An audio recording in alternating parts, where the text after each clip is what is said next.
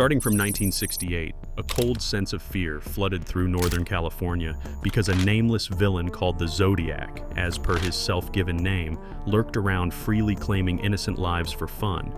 He was for sure one of the most notorious killers in America. But what makes his story different is that despite numerous investigations, he still remains uncaught. From his cruel murders to mocking letters combined with ciphers, the Zodiac became the talk of the entire nation. The horror commenced on December 20th, 1968, when Betty Lou Jensen and David Faraday, high school sweethearts, were executed on an isolated road close to Vallejo, California. He carried out the crime in cold blood without any fights or robbery, making it look like a calculated attack. A young couple, Darlene Ferrin and Michael Mageau, were also the victims of his sick games and were attacked at a lover's lane. In contrast to other crime scenes, this phone call made by the killer was unique because he himself called the police and told them, "I just killed 2 kids." What greatly unsettled the public was not just the cruelty of the murders, but the fact that the Zodiac mocked his pursuers. On July 31st, 1969, every newspaper in California received disturbing letters from an unidentified individual claiming responsibility for the attacks. Every letter came with a cipher, an intricate puzzle filled with unfamiliar symbols that he claimed had the explanation of his identity hidden in it. He jeered at the police. "After you figure out my code, only then you will have me." The attention on the ciphers shifted to an obsession. 3 days later, an astonishing event took place.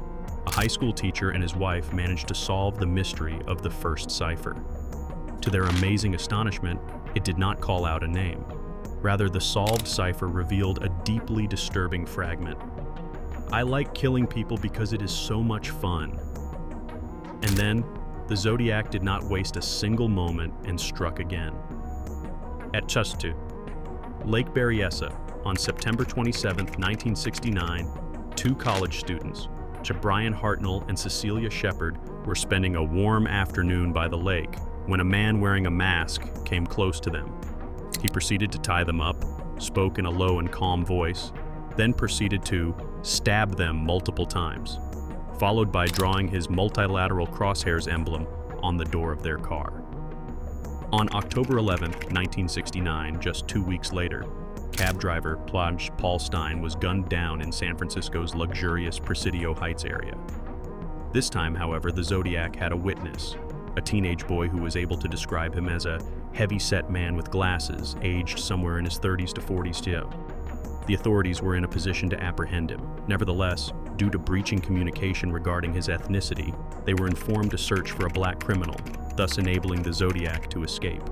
Then another letter showed up, and to everyone's disbelief, he attached a piece of Stein's bloody shirt to serve as folklore proof. The media went into chaos. Nobody was safe. The Zodiac claimed he would slaughter school kids, mentioning he would ambush a school bus and pick off the kiddies as they come bouncing out. That resulted in absolute mayhem among parents. The FBI was brought into the case. In spite of the dread that was striking California, the killer at this point in time remained sheltered. As the letters kept coming, so did his taunts. "I am not afraid of the gas chamber," he wrote. He claimed the 37 victims, but investigators could only confirm 5 murders and 2 survivors. He even sent ciphers that remain unsolved to this day. The Zodiac's sudden silence only deepened the mystery. Had he been caught for another crime? Had he died?